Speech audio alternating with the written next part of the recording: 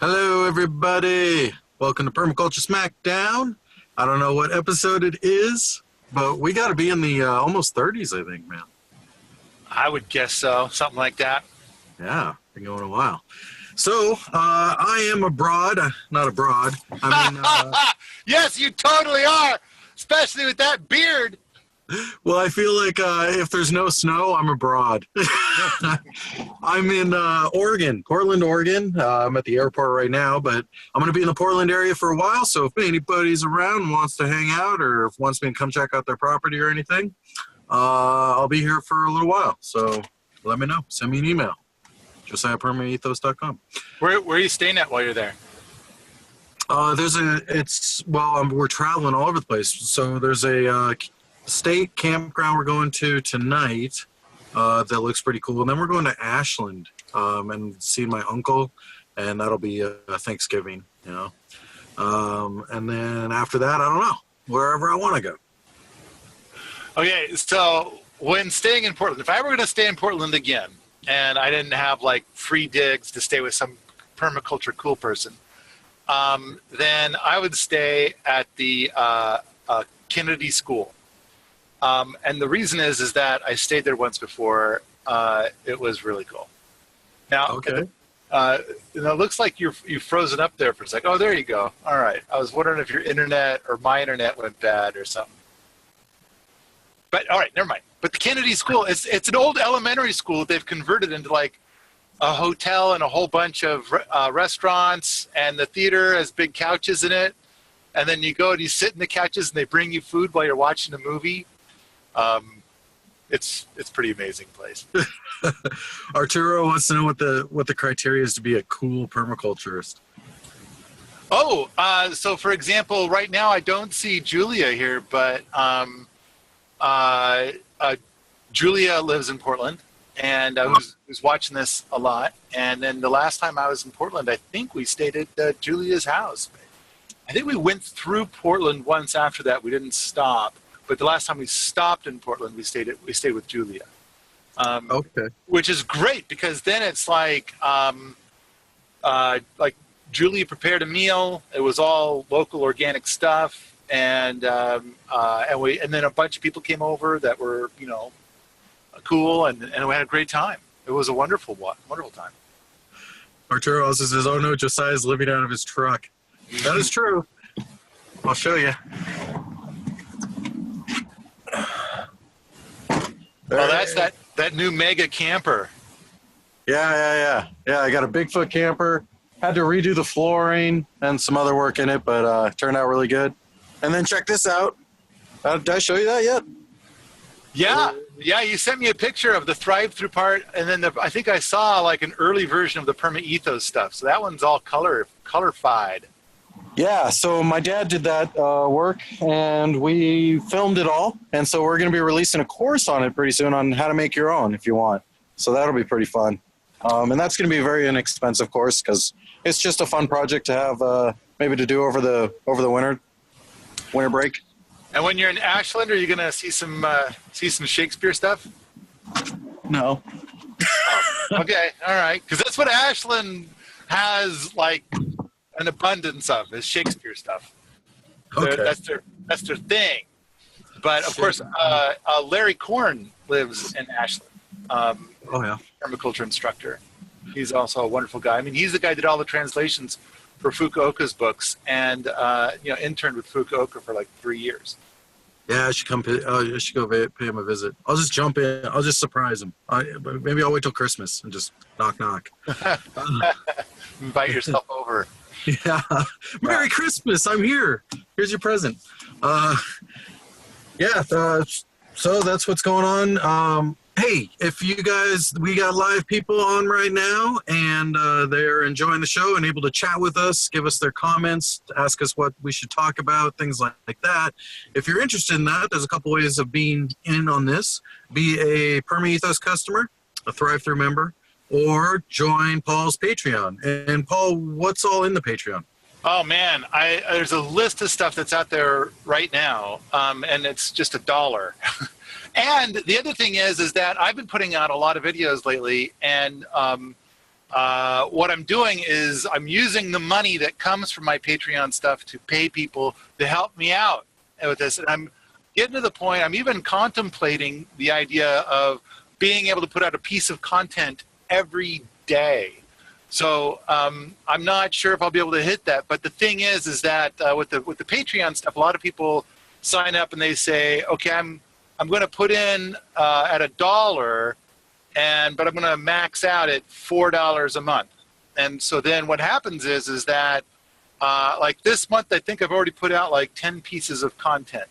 And for the first one, I get something like $300, and on the 20th or the 10th one, I get something like $30. So it goes down, down, down, down, down, and it gets smaller.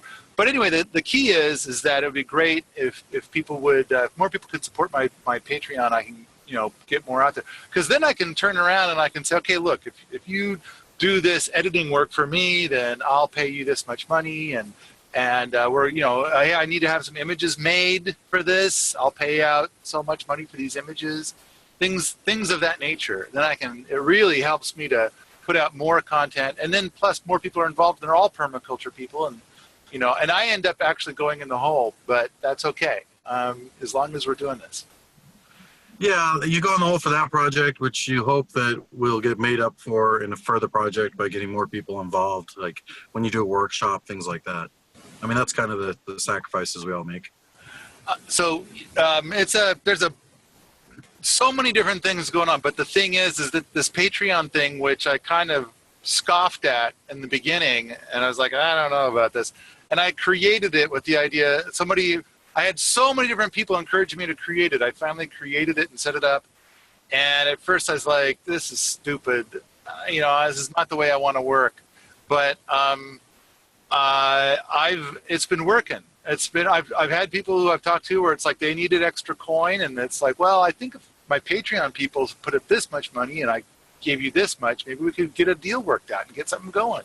So it's been a powerhouse. It's been good, but at this point in time, the dollars, we get towards the end of the month, the dollars are a little thin, and it would be it'd be nice to get a bump and put out more and more and more. Yeah, I'm with you in that I had that same thought process and still do a Patreon. I just don't get it. I mean, I get it, but it's just like, I just don't get how it makes sense for me business-wise.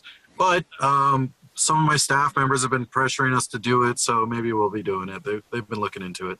So, yeah. The thing that bugged me about it is like, and there's two ways to set it up. A and B. And the first way of setting it up is like, no, I cannot do that. That is not okay by me. No way. But B was like, okay, I could do that. So A is to say, hey, everybody, commit to giving me dollars every month. And maybe I'll give you stuff, maybe I won't, And it's kind of like, what is this, your mom? It's like, so it seems kind of like, I'll give you money and you don't give me anything. I just give you money. And it's like, I don't know, that really bugs me. So what I did was I set it up so that I get paid by the artifact, by the thing I create, whether it's a video or a podcast or an article, that I get some amount for that. So I've had a lot of months where I've put out nothing and I got zero. And that, then it works for me. The idea that I have an obligation to create something makes me stop. And I'm not gonna do it. It's just, I'm wired a sick, twisted way. I think it would motivate me to like take the time to do extra content that I normally wouldn't do. I think. I think if like, oh, I've got $5 coming in, oh, here's $5, but we want $500 worth of content, and now you're obligated, and it's like, no, man, I'm not touching that.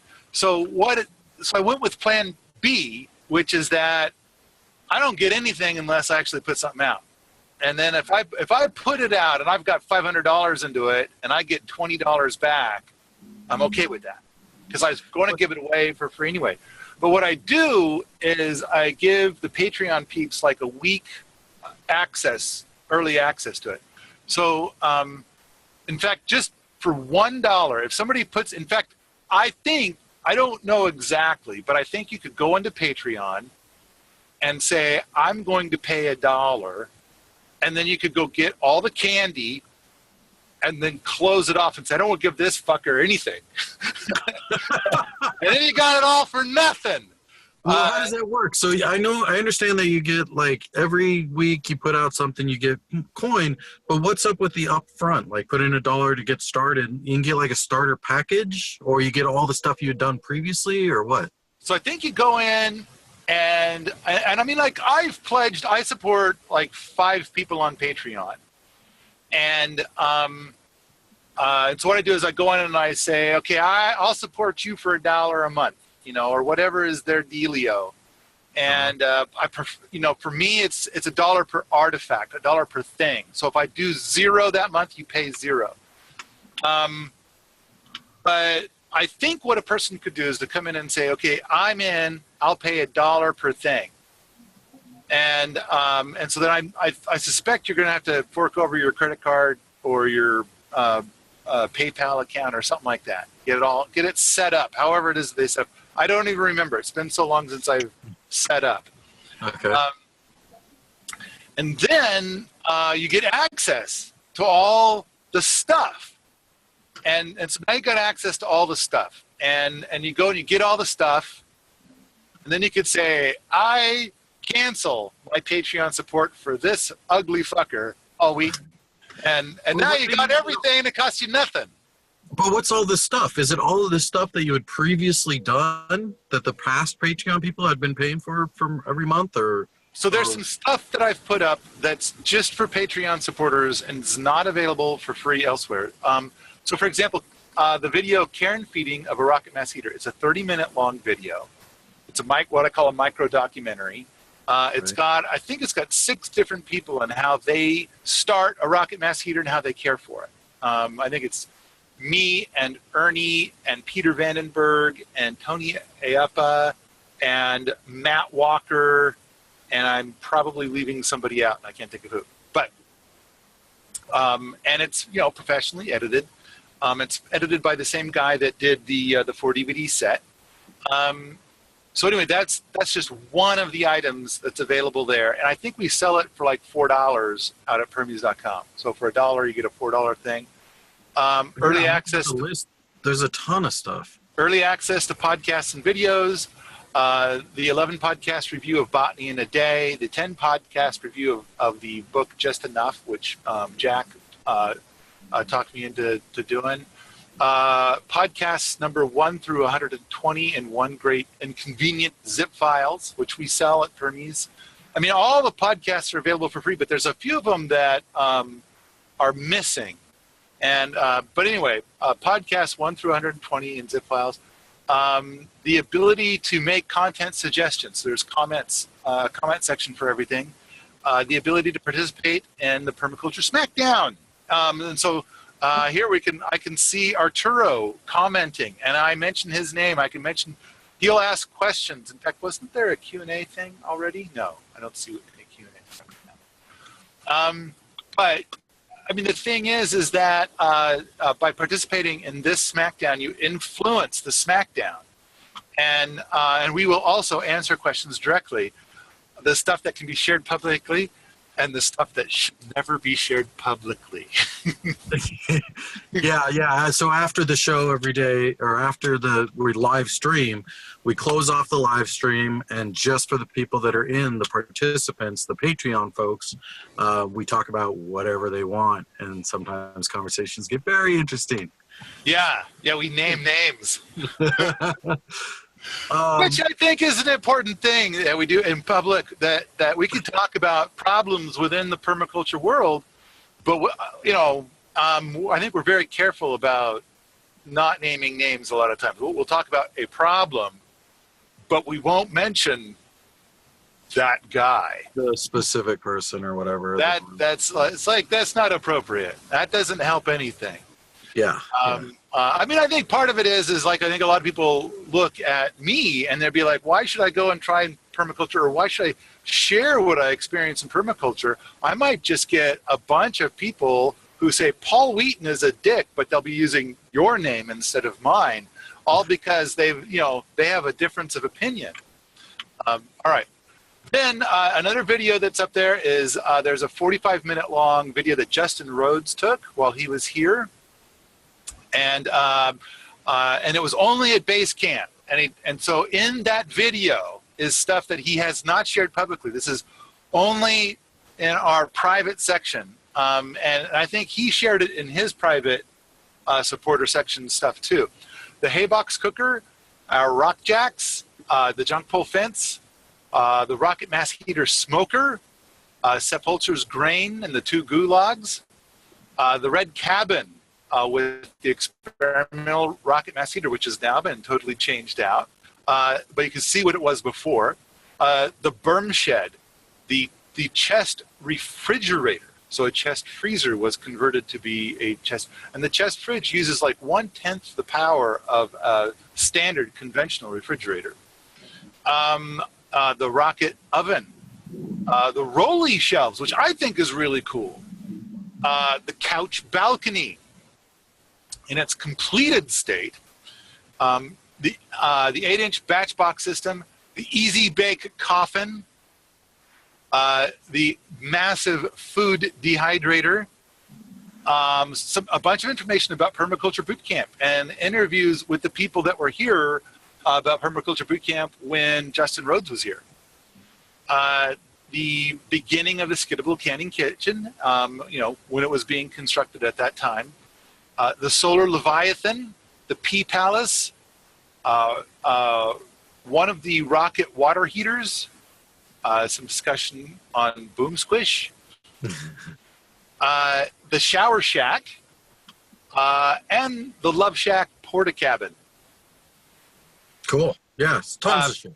Yeah, and there's a bunch more stuff too that's available only to these people. There's another video that it's not even listed up here that's an interesting style of video that somebody made and sent to me that's made of my stuff. And it's kind of like, should we make this public kind of a thing? And we never got enough conversation about it, whether or not we should make it public.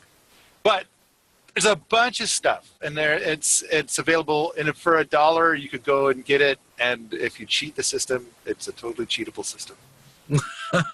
All right, cool. I got to check it out some more to understand how the Patreon thing works. I don't get how they get access to it. Is that something you just provide? Like, do you upload the stuff to Patreon, or do you just provide links to Patreon?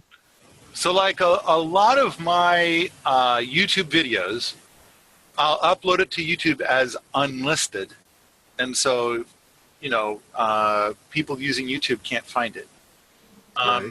And then I'll share this unlisted link in the Patreon stuff, and I'll say, so here you're getting it a week before the general public. Right. Okay. Cool.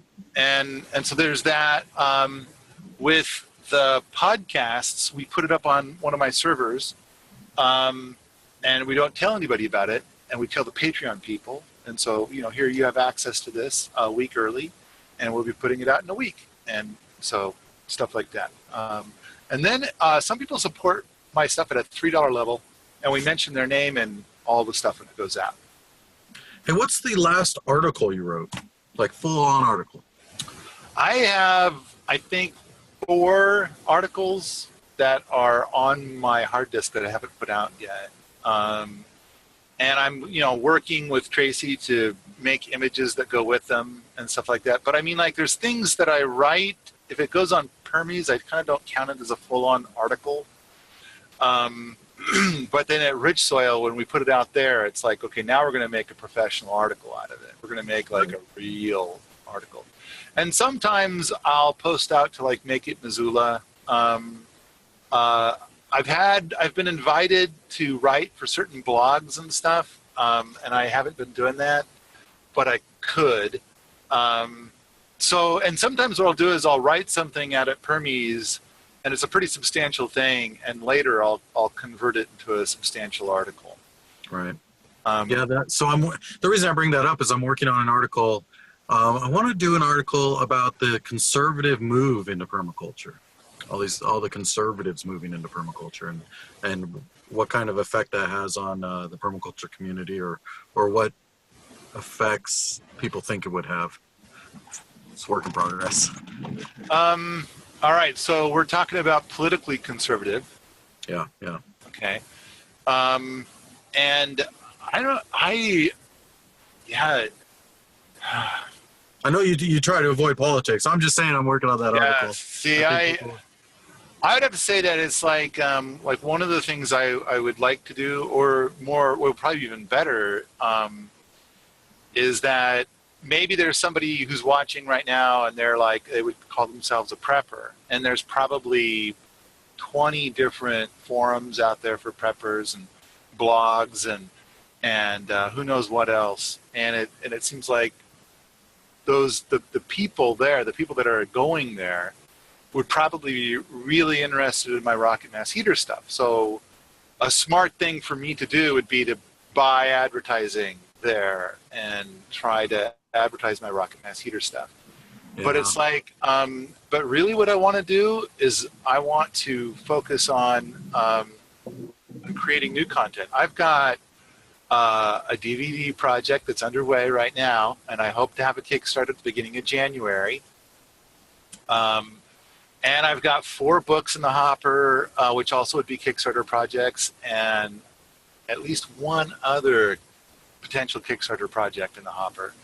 And so there's all this stuff. So rather than going out and selling my existing product line, I've set it all up so that everything I have has a 40% affiliate fee on it. And so if somebody's already familiar with that whole world, then they could, get the affiliate link for whatever is their favorite thing and go stick it in a couple of spots. And they'd probably, I don't know, I would think that in an hour, somebody would probably make several $100s. I think, well, at least on a monthly basis, you could make it, if you did it full time, like if you really worked at it, I'll bet you could make it a full-time job. I imagine that if somebody was savvy to the prepper community and didn't know anything at all about marketing, I bet they could easily make $3,000 or $4,000 working full-time per month just with my stuff. And there's a bunch of other stuff. And I'm trying to set up whoever's got like 40% or better affiliate fees in this area. And that's just with the prepper community. And that's huge. That affiliate fee is huge. That's a big affiliate fee in the market. 40%. Yeah. And I think that right now I think that you can get all 4 of the new DVDs for $38 as HD streaming. And I think that $38 is an awesome fucking price. And have you watched all 4 DVDs? I have. And so I think, now of course I'm the producer, and so I'm biased. I'm very biased. And I think that it's actually worth a hell of a lot more than $38. I think it's a very good product. I think it turned out really good. It's very information rich. Huge amount of information. Would you say it's worth more than $38? No, I thought it was shit. I mean, I really think it's maybe $2. No. Yeah, definitely. It's a ton of content. So I would imagine that somebody, could move a lot of product and make themselves decent coin, real good coin. I would imagine that one link at one prepper forum would probably sell 20. And so what would that be? 40% of 20 times $38. And then plus, people can also buy the physical DVDs for like, more, whatever the price is. So, but 38, I think, is the bottom of it all. Hey, last thing I wanted to talk about for today is, Stranger in a Strange Land. You told me to read it, and I read it. What'd you think? I thought it was phenomenal. It was very entertaining, especially like the last 5 chapters. That's when shit gets crazy. And a spoiler alert, if you haven't read it, we're going to talk about it. So, yeah, that's the one with Grok. So here's Leah. Do you grok it? Yeah, that's the one with Grok. Okay, so for those that don't know, grok is like, do you understand something, or it's do you comprehend it? That's what grok is like. Do you understand it completely? Right. Do you grok? Thoroughly. Yeah, and it's a Martian language. So the Stranger in a Strange Land is a Martian that he's American, or he's American, but his father traveled to Mars, his mom and dad, or something. He was born in Mars, raised in Mars. Parents died, gets sent back to Earth, and it's just his life on Earth. Basically, is the story. It's the contrast between us and the Martians. Right, and it's very religious-y, which I did not expect from that author. And it's possible that many people reading it would be kind of like, oh, religion, I'm not going to read anything with a religion in it. Oh, it's good. It's like, it's totally no worth way. it. This is going to be you're going to like this. If you hate organized religion, you're going to get a big dose of delicious religion and a hate organized religion. I love the first church he goes to. This man from Mars goes to a church for the first time, and the church has it's this casino basically. So he's like trying to figure out how these machines work, and of course he's got special abilities because apparently people on Mars are more enlightened and just do shit like that. And so he's able to make a hit jackpot every time. He's like, this is it. So he keeps making a hit jackpot. Wow, I don't get what do you call it, or what's the term when you hit the jackpot? I don't know. Hit the jackpot. Yeah, I guess. But so he's trying to figure out what that means. He keeps hitting jackpot, and the priest guy is like, the machine's broken. It's not supposed to hit jackpot three times in a row or whatever. Anyway, so that was really interesting. His first interaction with the church. Then he becomes like a magician. He tries the magician thing because he can do things like make shit disappear with his abilities, but he's got to play it off like it's a magic show. And so, but he fails at that because he has no showmanship. But that's kind of where he learns showmanship, or how to do it better, and then he starts his own religion. And then there's about the first 2/3, 3/4 of the book, he never laughs. Yeah. And then one day, suddenly, he just starts to laugh. And it was something horrible. Oh, he was at the zoo, and this chimpanzee walks up to a big chimpanzee, walks up to another one, knocks him on the head and steals his banana. And then that chimpanzee that just got knocked on the head walks up to a smaller chimpanzee, beats the shit out of that one, and takes his banana. And then he gets humans. He understands humans and starts laughing. So then the thing that he says is that you cannot laugh out loud unless somebody is suffering from some sort of pain. And I was kind of thinking sure, there's things that are amusing, but there's no pain involved. But to get to the point that you're laughing out loud, then somebody has to be suffering real pain. And so it's and I was kind of thinking wow, that is profound shit. Now, the other thing is, what do you think of The Nest? I thought, okay, so that is the whole community thing, right? Oh, that gets into some weird shit, man. And understandably, the people outside of The Nest, they basically reminded me of Scientology. That's what came to my head was the Scientology religion, which I don't think was popular enough to even mention in a book back when it was written. I don't even know if Scientology was around back when, or it was at its very beginning stages. I don't know. But anyway, it reminded me a Scientology thing, especially how outsiders would see that. Basically, everybody saw it as a cult, or a lot of people did. And really, so he opens up this church, which is and has the nest within the church. And the church he calls it a church, but it's not a religious thing. They're teaching language, basically. They're teaching people Martian, how to understand Martians, how to read their language, and learn some of these abilities, these special abilities. So the nest is introduced when his friend that hasn't seen him in forever goes and visits.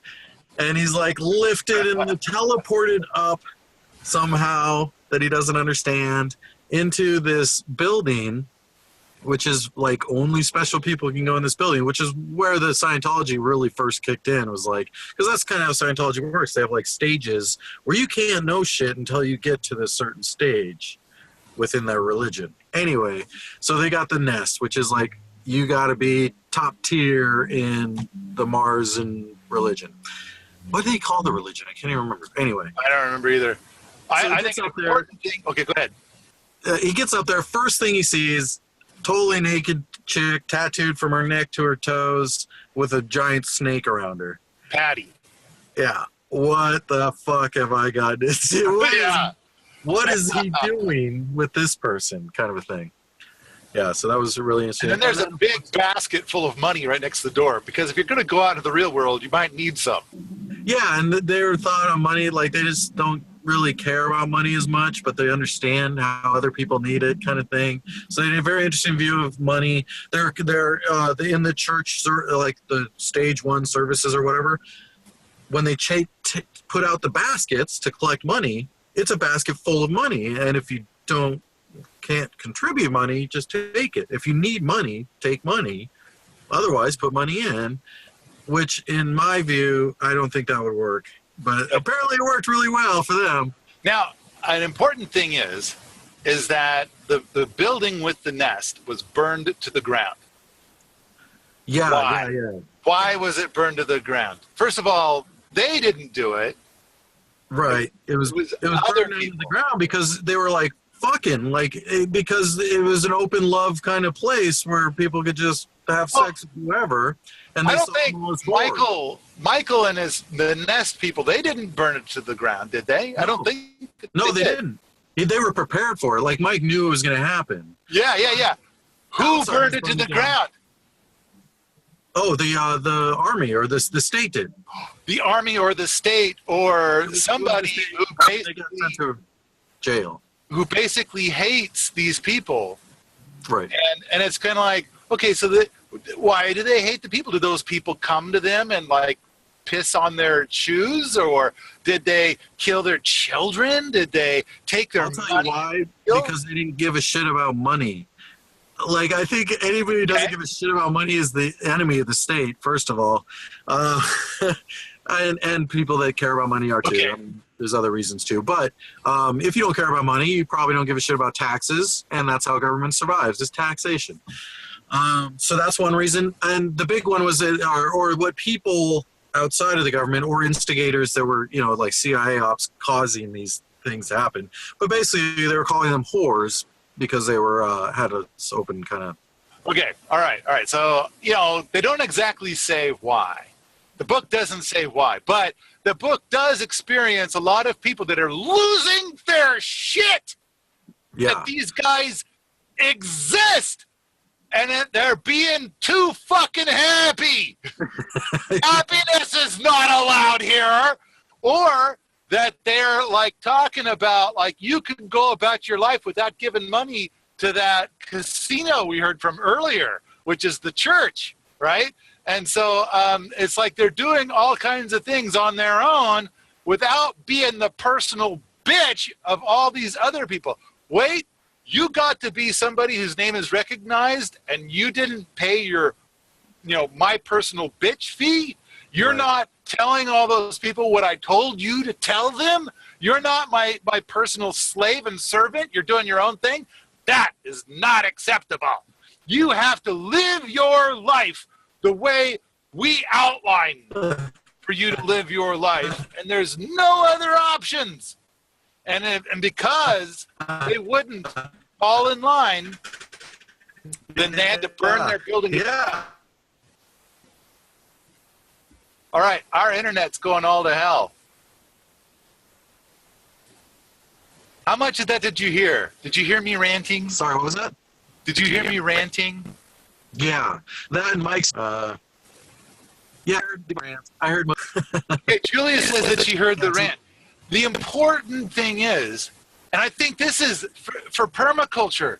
Oh, this is so I mean, like right now, the number one most important thing in permaculture, the number one thing on why it is that permaculture is not a household word is because there are people within the permaculture movement that will point to hundreds of other people and say, that's not permaculture.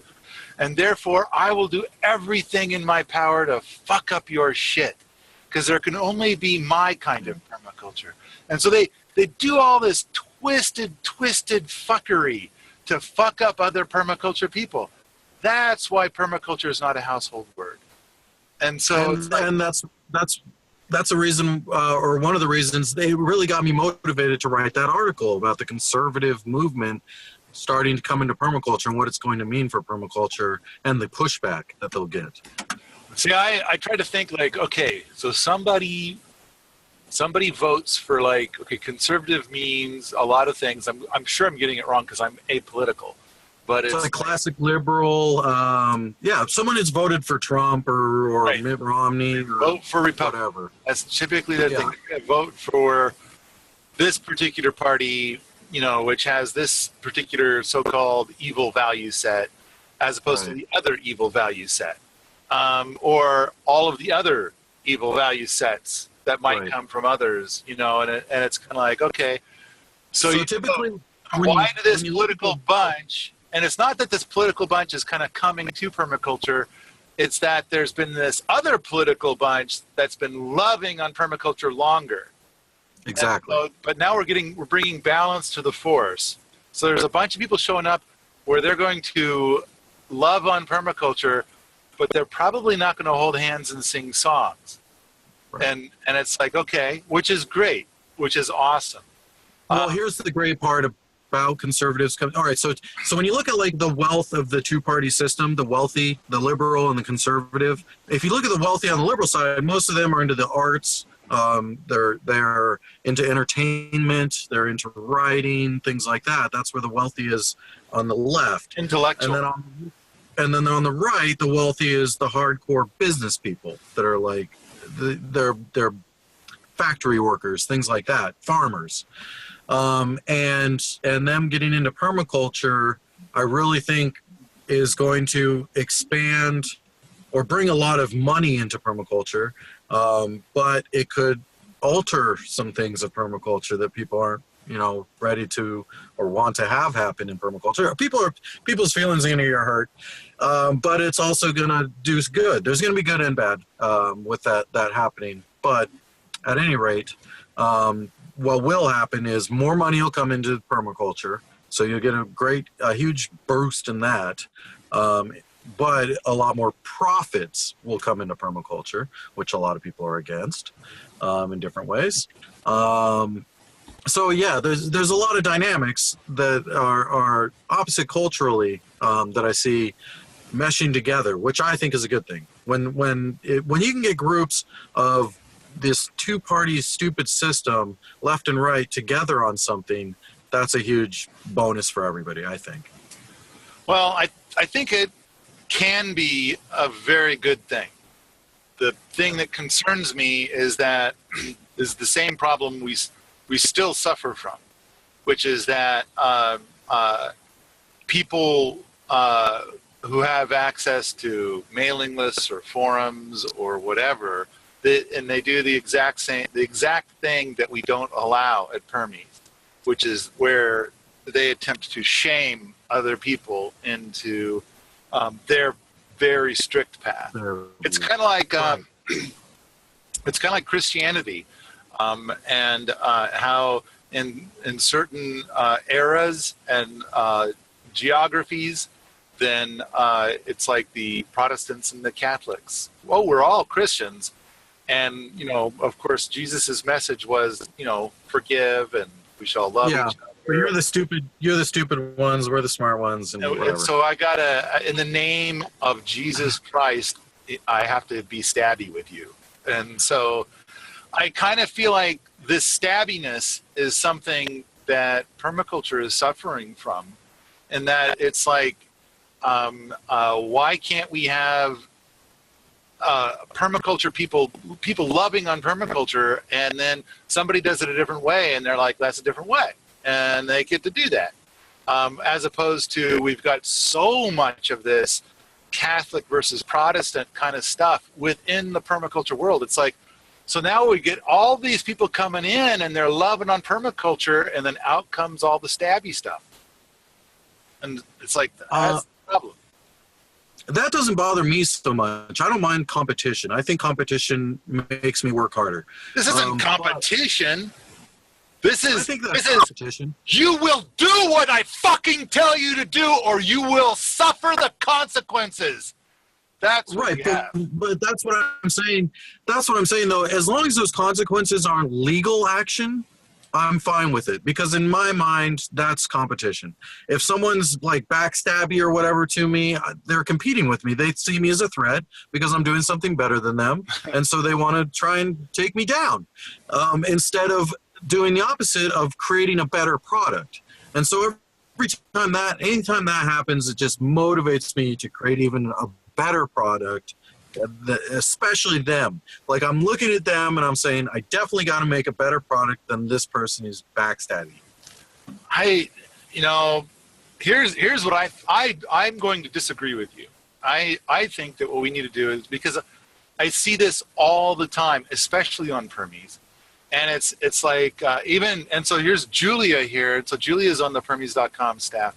And so, like, even today, we've had another person stand up and say, all other people have to do as I say. And they're about to be banned. They're going to be banned probably today from the site. And it's kind of like, what I think what should happen is that whenever we've got a person who's standing up and saying, that other person is wrong and they have to obey me, and I'm going to bring the wrath of like hate to them. What we need to have is people within the community stand up and say, I would rather not have hate be part of the Permies or permaculture environment. I would rather have people build good things rather than bring all their hate here. I choose to support this person that you're attempting to shame into compliance with your twisted value set. Oh, are we offline? Is it over? Hey, chat people, can you guys hear me? Josiah seems to be gone.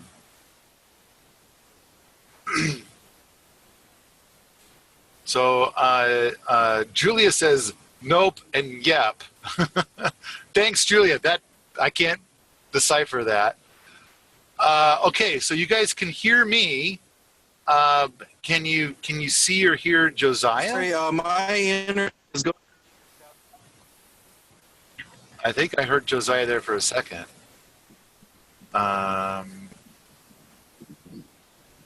Okay, Lisa. Hello? Can you see me? I cannot see you. I can't. Yeah, so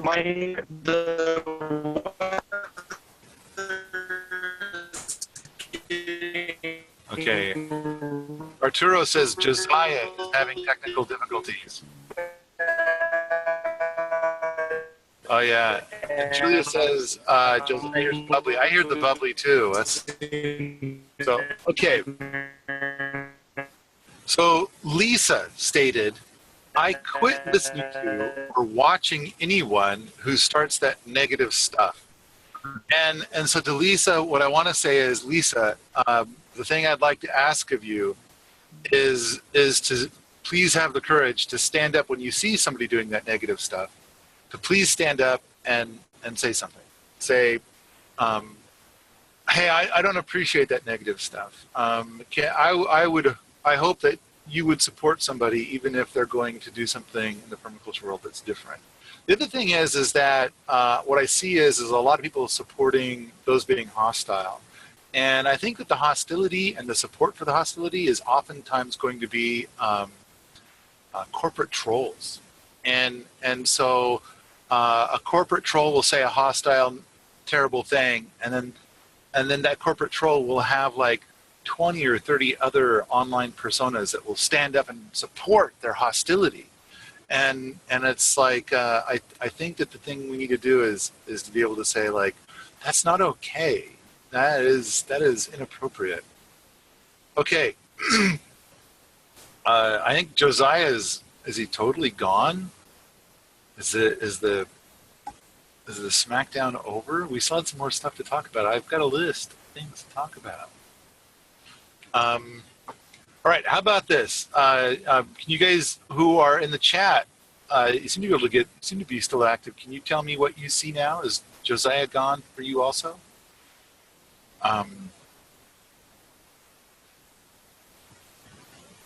Just me. Okay, Josiah is gone. All right, well, how about this? I'm going to ask the people in the chat because I feel weird just sitting here talking to myself.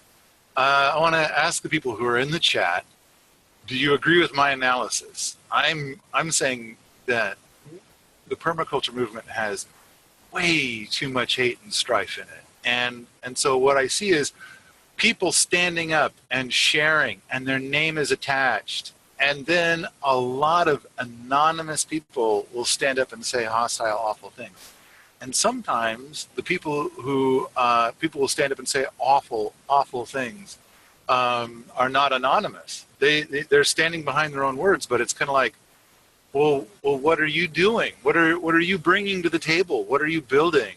And it's like, because their words are very negative, their words are very destructive. And I kind of feel like permaculture is about building.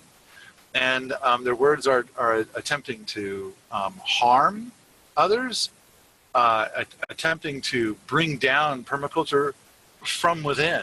And sometimes these people are our permaculture leaders. So, oh, here we go. So Julia says, I came to Permies.com from a more political site where I used to spend a lot of time.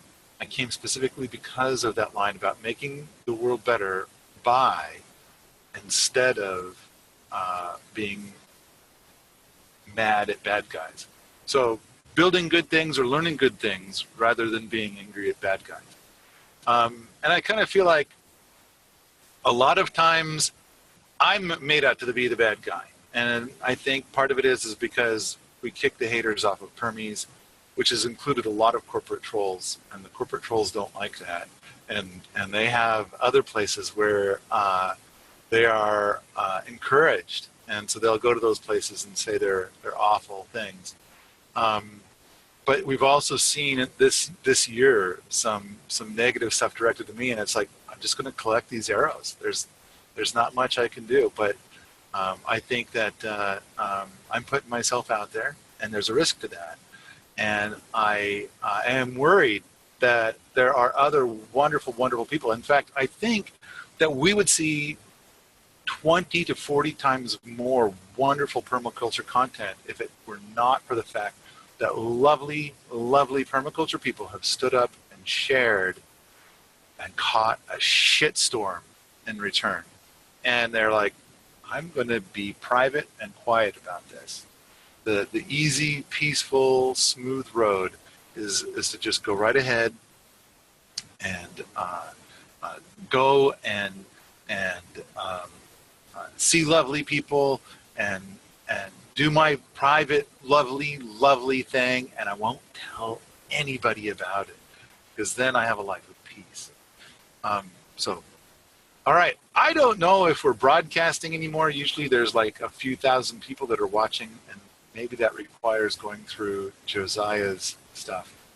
So anyway, Arturo says, yes, Paul, every culture is that way. Human nature. Anonymity over the internet just makes it worse and more visible. That's another thing too, is I think that if you're going to stand up for stuff, and you're going to stand up for, like, if you see something going down, like at Permies.com, a lot of the stuff where you see a debate, you see a conflict. What we do is we watch, and we can tell that, like, it seems like one party is trying to make things better. Because if you just look at it, first pass, it looks like two people in a pissing match, and it's just crazy and mean and angry. But if you look closely, a lot of times what you'll see is one person is trying really hard to make things be smooth, and the other party is trying really hard to make things into more of a clusterfuck. And so we usually end up banning the second person. And that way, good people who are trying to have good conversations and do good things get more of an opportunity to build good things. All right. We're coming up on 3 o'clock. Arturo says emotion has been substituted for reason these days. I think emotion is a valid thing, especially when you think about the future of what could be and what we can have. That emotion is a beautiful, beautiful, wonderful thing. I think that a lot of times psychotic hostility has been accepted as like that's a valid emotion to have in response to something else, but it's like I don't think so. I think what we're seeing a lot of is that there'll be a whole lot of corporate trolls coming in and stirring the pot, and then people get the idea that this kind of hostile discourse is acceptable, and this is the way that we communicate now, and it drives people off. So I kind of feel like there's a rather brilliant strategy to dissuade people away from permaculture. And so at Permies.com, one of the things that we do is when that shit comes, we delete it, we get rid of it, and then if somebody keeps doing stuff in such a way that we're constantly deleting it, we just ban that person and get rid of them. So I think that, so Arturo, you're saying emotion has been substituted for reason. I think that there's also people who come and they say, I'm citing science, therefore I'm the only person that's allowed to have a say. Everybody else is a bunch of fuckwits and they need to be shut down. So that's, that's a form of reason, and it doesn't fly at Permies. So I think that there's something to be said for emotion, and I don't want to shut emotion down. But I do think that if a person's trying to shut down others, and they're trying to say, you don't get to have your say because I've got lots of emotion on my side, that's not okay either. So I don't want to make it that clear. I want there to be lots of reason, and I think emotion has a place, but it has to be qualified. Arturo says, with regards to debate and discourse, people can't agree to disagree anymore without hate, Paul.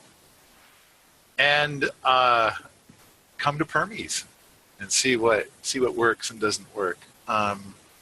We are not a site for debate. We are a site for sharing, or a site for sharing your position. And people are encouraged to share their position, and debate is strongly discouraged. And I don't even want people to agree to disagree. They state their position, which is probably going to be different from other positions. And if they try to say, we agree to disagree, and somebody's always says, oh, I don't agree to that. And it's like, no, we just take that out. State your position. Share your position. Share what you have learned.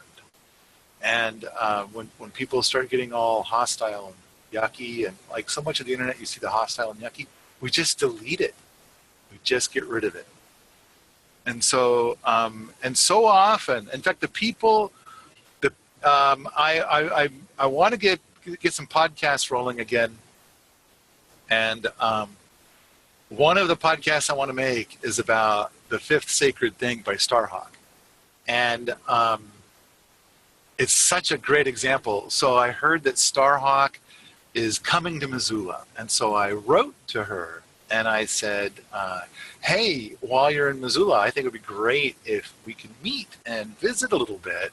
I'd be happy to come to where you're presenting and things like that. I never got a response. But one of the things is that when I found out she was coming, I've had her book on my shelf for ages. So I read it, and I really enjoyed it. I thought it was a great book, and I got a lot to say about her book. But the important thing is there are a lot of permaculture leaders that will not talk to me. And it's because they're part of the group where it's like, you should love everybody unconditionally. and we need to form bonds and communicate with others, except for the people we don't want to, where we want to hate them. And it's this whole hate in the name of love. And I kind of feel like a lot of this book, The Fifth Sacred Thing, talks about these different groups of people, and how there's a permaculture group and how they bicker constantly amongst each other, but they're representing we should love each other unconditionally. And it's like, and then of course there's the obvious fall guys, the really bad guys, and they're really terrible, and they don't get water and they don't get food, and there's so many designed diseases to hurt people. They have to take all these drugs to keep from being killed off by all the diseases. It's a great book, and it's got so many messages I really, really want to talk about. But in the permaculture community, there's a bunch of people that really love permaculture, and they say that they really love everybody unconditionally, but they won't talk to me. And they can't, and then a lot of them have come out to Permies to say something, and what they say is really hateful. We had to delete it because it was so hateful. But they're all about loving each other, everybody unconditionally. And a lot of times their message, their hateful message says that the tagline is namaste. So it's like, wow, oh, it's so difficult. All right. Sharing is Arturo says sharing is a foreign concept outside of Permies. Apparently, people have a need, I guess, to be right. I need to be right. I need to be right all the time. It's so critically important to me to be right always. And for a lot of people, it's like you can never be right, and that's in fact that's just being mean to insist on being right. And of course, I think a lot of you would probably agree. I imagine unanimously, everybody agrees. I am possibly the most arrogant fucker there is.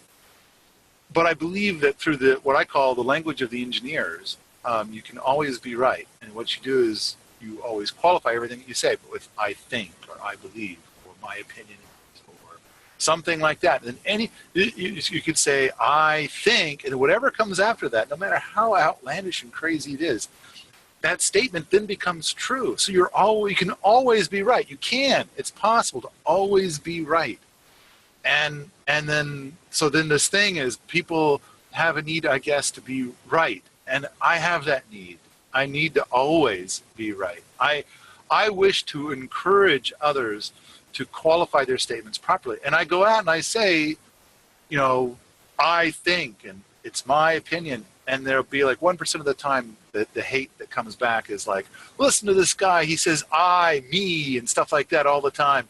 And it's like, yeah, that's called qualifying your statements as being my position as opposed to the truth. Okay, so Julia says, I love that. It's not a place to debate. It's a place to share. This is a great tagline. Yeah, maybe we should like post it on every page. You should put it like at the bottom of every page or something. It's a thought. Arturo says, people will always be people. People are so human. Yeah, sharing is great when the environment is conducive to it. And Permies, we hope that Permies is that environment. Okay, folks, it's after 3 o'clock, so I'm gonna call it. I don't know what happened to our host, Josiah. I'm not even sure if the stuff I'm saying now is going out to the masses. But I'm going to go ahead and end the meeting. Unless you guys have any questions. I mean, it's that time when, the people have questions and stuff, the Patreon supporters. I'm not seeing, maybe you guys are typing. I'll give you another couple of seconds. If I don't see anything, I'm going to call it as the end. And of course, you guys are all supporting my Patreon stuff. I'm pretty sure. Thank you for that, by the way. Really, really makes a difference. I've seen some stuff where people tried to suggest that I am a wealthy guy. I am not. Everything I do is on a shoestring.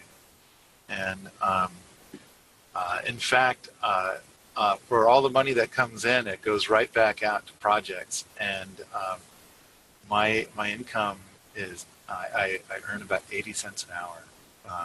So and there's people that I pay, and they get real money. They get more money than I do. I don't. Anybody who's getting paid gets far more money. I mean, even if they got minimum wage, they'd be getting like 10 times more money than I get. So I really appreciate you guys supporting my Patreon stuff. That's a big help. Big help. Wealth can take many forms, says Arturo. That's true.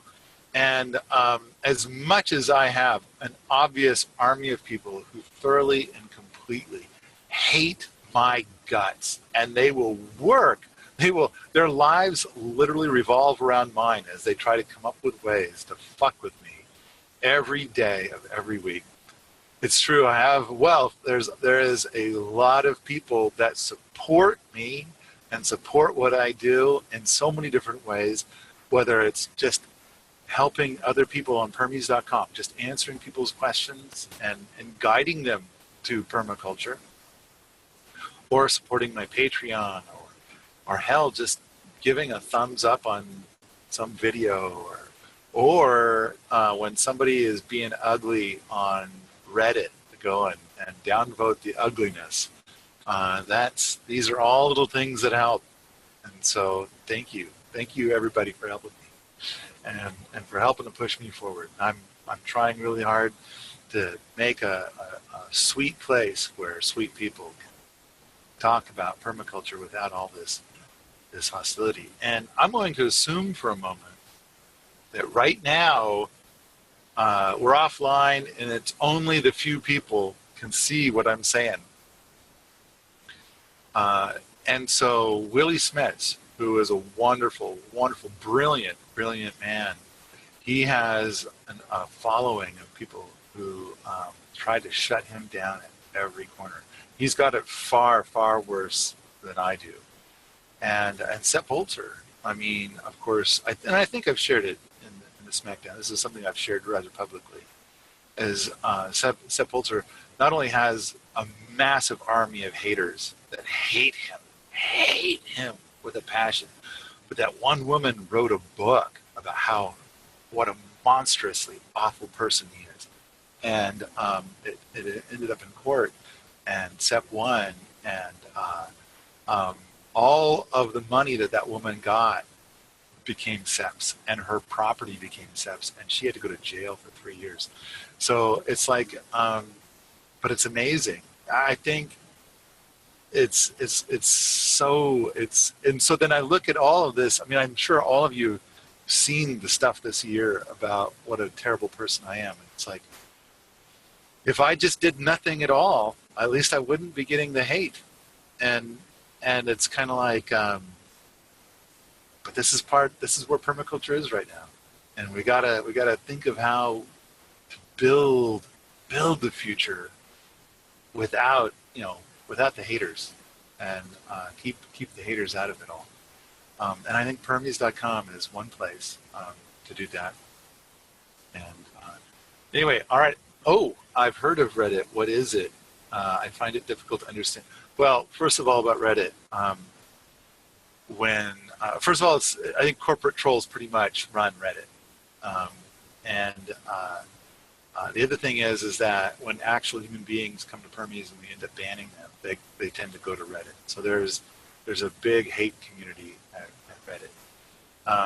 It's a social media site. It's a way to present. I think they call themselves like the internet news of the internet or something like that. But I think it's like the 6th largest internet site. Big. It's really big. And they've got a subreddit that's just for permaculture, and that's where you can witness a lot of hate going down. It's like it's one of their values, hating.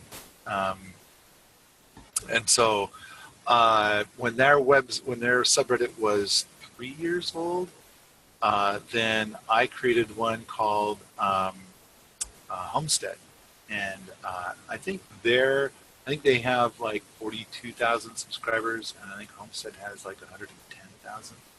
So Homestead's much bigger, and it's the one that I created. We take out the hate. We don't allow the hate. Weird, huh? Let's see, some people are so miserable and hate their lives so much they can't stand to see people have what they want for themselves. So it gives them purpose to try to destroy that. It's true.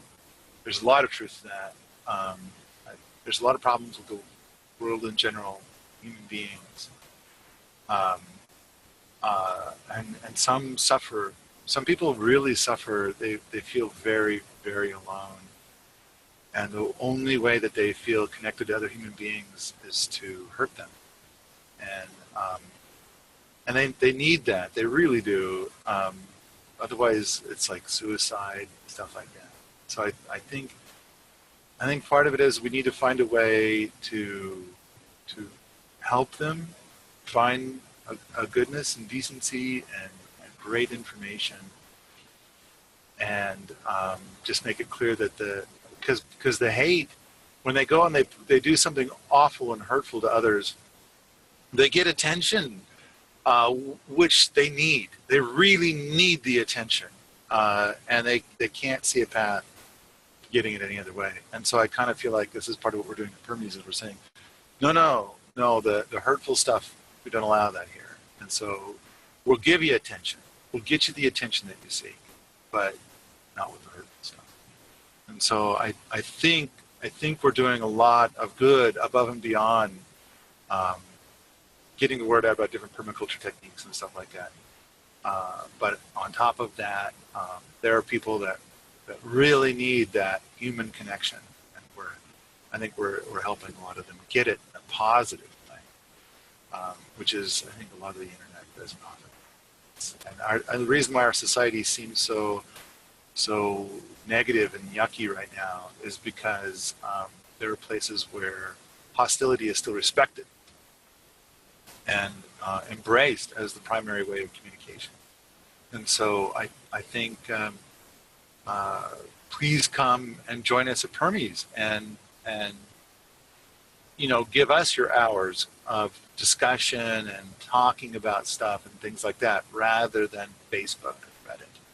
And I think that's going to be an investment in this style. Basically, show that this is the style of communication that you appreciate and that you like, as opposed to the Facebook stuff and the Reddit stuff, which can be so caustic and volatile. All right, guys. Here's, so Henry says, the Cyclone rocket mass heater in your videos, are there any plans available for it yet? I think the thing to do is to ask that question on Permies. I would have to say that currently there are not, but if you ask, maybe Donkey can provide them and even sell the plans on Permies. And I really, we got to encourage people to go and get the plans from Ernie and Erica. In fact, those have got a 40% affiliate fee too. I talked about a 40% affiliate fee earlier. All of Ernie and Erica's stuff has a 40% affiliate fee. Please tell the world with the affiliate fee, and it becomes a bit of an income. All right, folks, I'm calling it. Thanks for joining us today. I'll see you next Tuesday at 2. Bye.